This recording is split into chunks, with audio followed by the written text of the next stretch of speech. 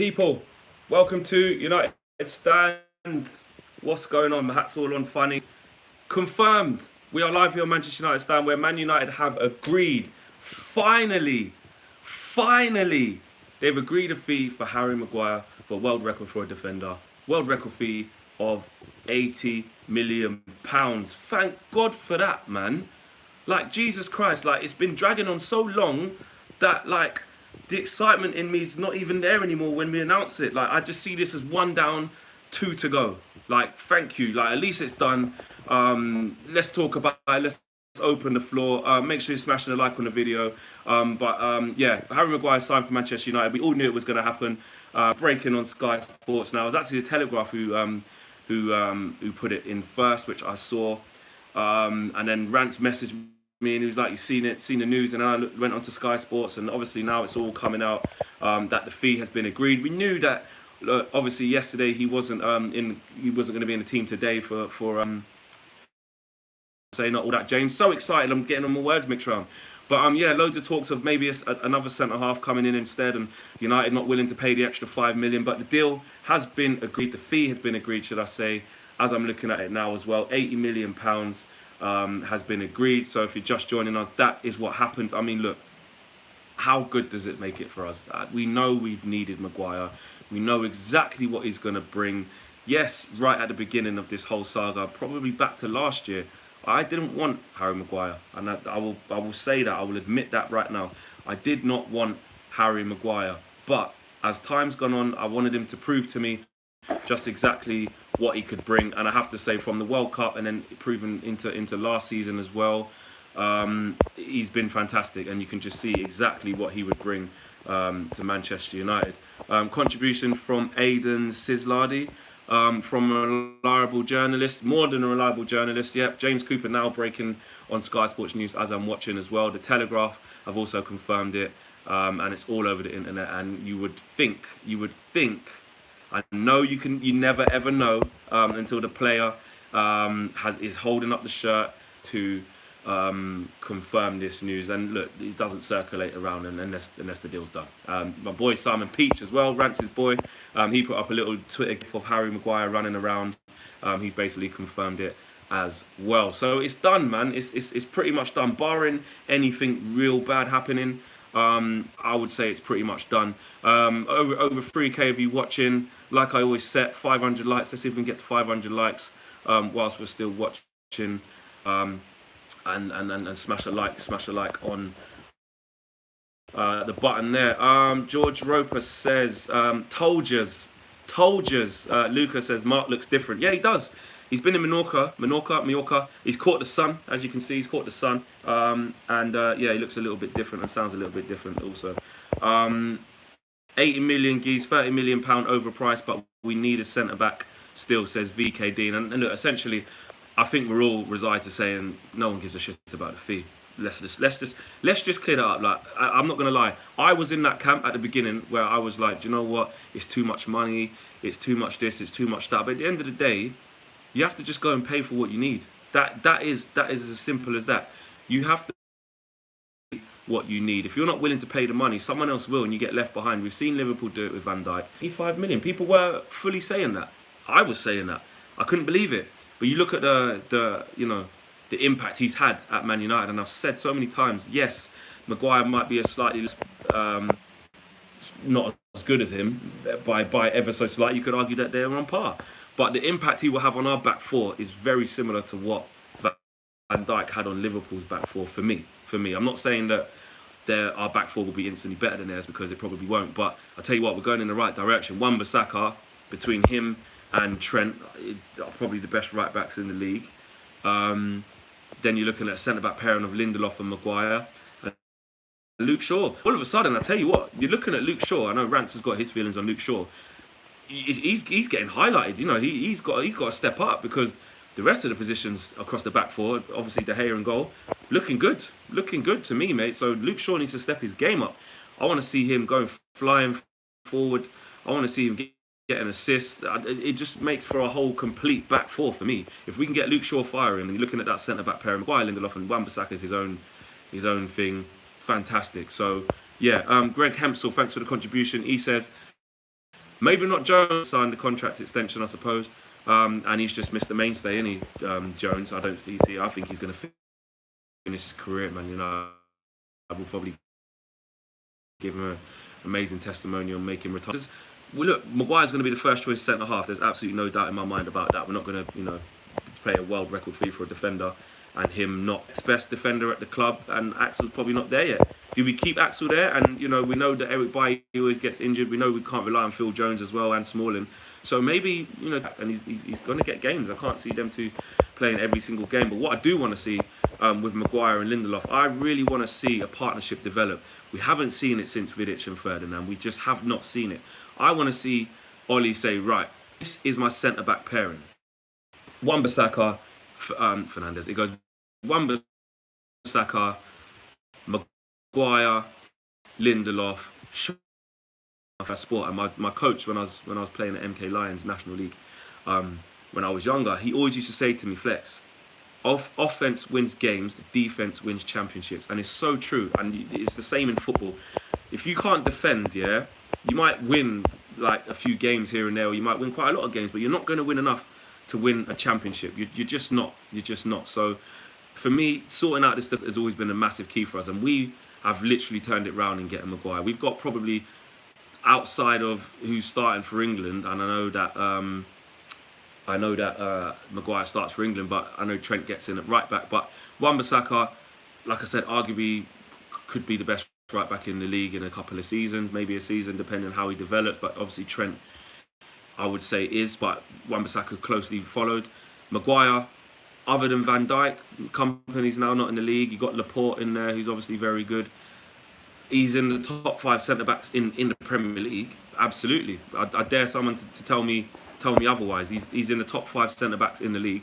Lindelof, okay, you might not say he's in the top 5 centre backs in the league, but he's very good.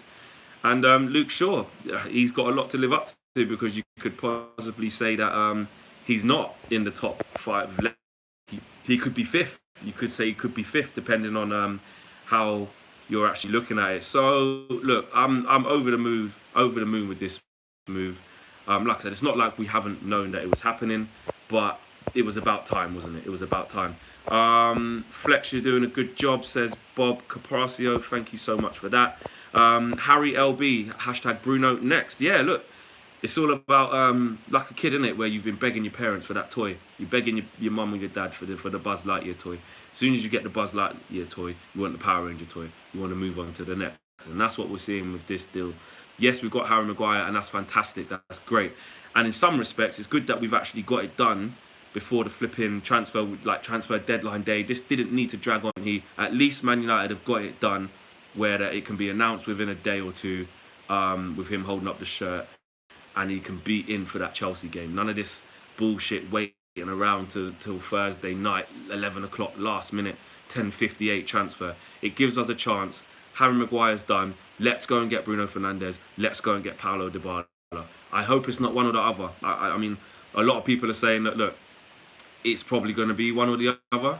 Maybe it's too much to get both. I don't think it is. I think we can do it. I think we can do it. And I tell you what, if we do get both, it's going to be a mad thing. It's going to be an absolute mad thing, because I did not go into this transfer window thinking that we would get the players that we potentially might end up getting.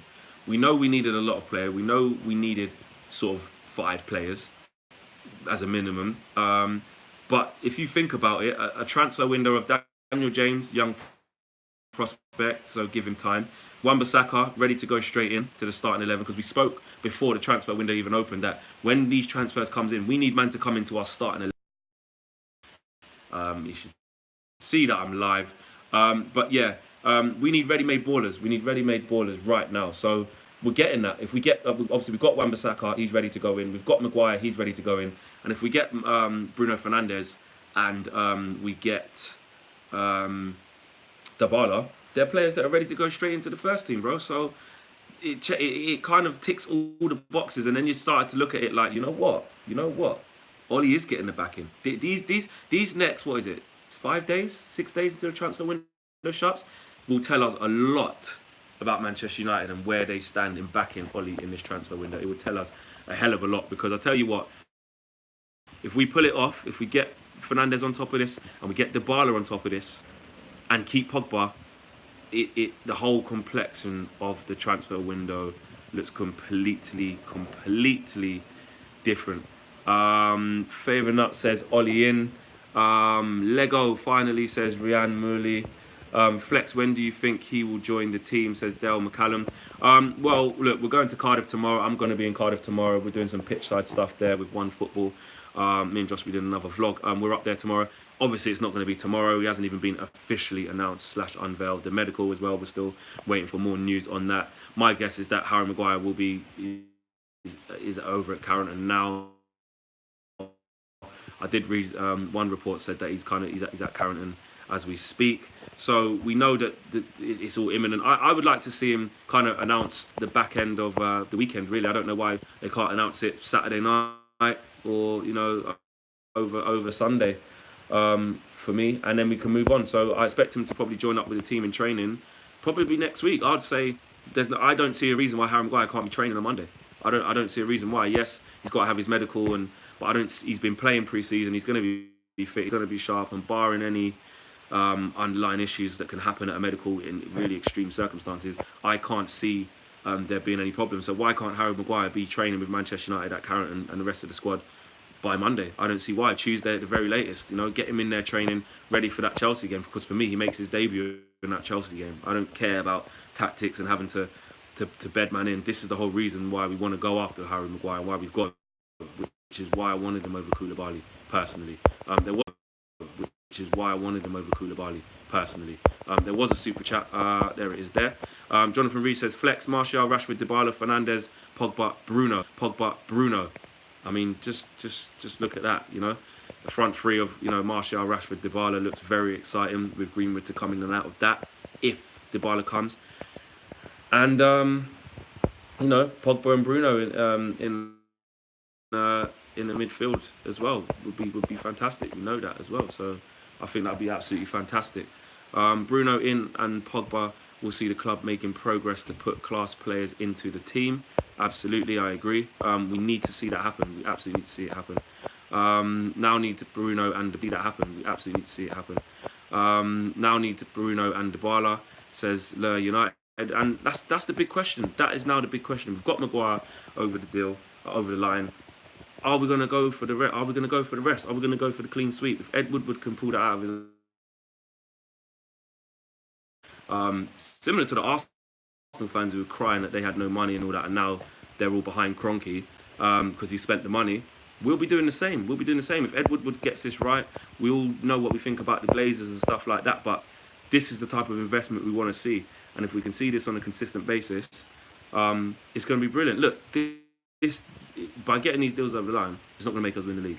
It's not going to make us win the league. It's not going to make us be able to just go in, blitz Man City, blitz Liverpool. It's simply not going to happen. But what it does do, it gives us a fantastic basis to move forward. It gives us a clear pathway, a clear way of playing, and it also makes us stronger. It makes us better. We need better players, and these players that we're bringing in are 1,000 times better than the players that they're replacing in them positions. Another super chat from Zachary Purvis. Thanks for the contribution.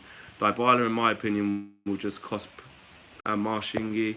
According to reports, Dybala doesn't want to come to United. Juve and Inter may do swap for Icardi and Dybala going the other way. And look, I have read a few things about that. I have read a few things about Dybala not wanting to come. And I did say, look, it makes it hard. It makes it hard. Views are dropping off at the minute, actually. I don't know if the stream has gone dead. So I'm going to stop this stream right now. I'm not sure if you lot can see me or hear me. Oh, he's back. Someone's... But kill the stream there anyway, because I've literally just had to jump on the Wi-Fi. Well, I wasn't even on Wi-Fi, on 4G where I was, to get this breaking news out there. Drop a...